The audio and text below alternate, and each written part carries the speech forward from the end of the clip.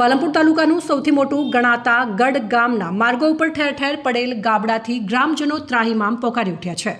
જ્યાં ગઢ ગામના સરપંચ પતિ બેચરભાઈ ભુટકાએ જણાવ્યું હતું કે ગઢ ગામના પ્રવેશ દ્વાર સમા 3 રસ્તાથી દશામા ચોકડી સુધીના માર્ગ ઉપર મસમોટા ગાબડા પડતા રાહદારી વાહન ચાલકો અને ગ્રામજનો મુશ્કેલીનો સામનો કરી રહ્યા છે।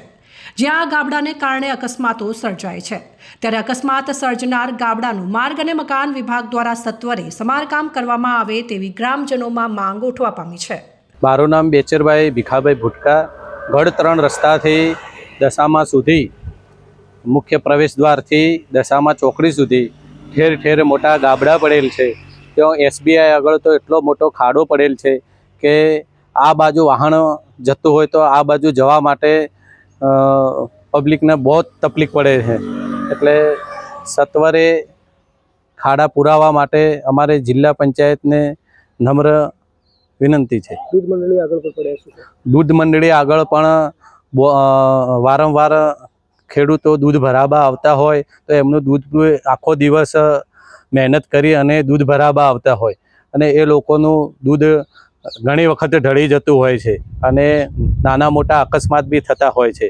તો દૂધ મંડળી આગળ બસ સ્ટેન્ડ અને દશામા ચોકડી સુધી ઠેર ઠેર ગાબડા પડવાથી પબ્લિકને ખૂબ જ હાલાકી ભોગવવી પડે છે। એટલે જિલ્લા પંચાયતને અમારે ગ્રામજનો વતી નમ્ર વિનંતી છે, તાત્કાલિક ગાબડા પુરાવા અમારી ગ્રામજનોની નમ્ર વિનંતી છે। ગઢ ગામના પ્રવેશ દ્વારથી 3 રસ્તાથી SBI બેંક, સરદાર ચોક, દૂધ મંડળી, સ્વામી વિવેકાનંદ ચોક, બસ સ્ટેન્ડ અને દશામા ચોકડી સુધીના માર્ગ ઉપર ગાબડા પડતા રાહદારીઓ, વાહન ચાલકો સહિત ગ્રામજનોમાં આ માર્ગને લઈને રોષ ભભૂકી ઉઠ્યો છે। માર્ગ ઉપર અવારનવાર નાના મોટા અકસ્માતો સર્જાય એ પહેલા માર્ગ અને મકાન વિભાગ સત્વરે આ માર્ગનું સમારકામ કરાવે તેવી માંગ ઉઠવા પામી છે। બસ સ્ટેન્ડથી માંડી અને દશામાના ચોકડી સુધી અનેક જગ્યાએ ઠેર ઠેર ખાડા પડ્યા છે। કેટલીક વાર તો એક્સિડન્ટ સર્જાય કો તો મોટો અકસ્માત થાય એવા પણ દ્રશ્યો અમને જોવા મળ્યા છે।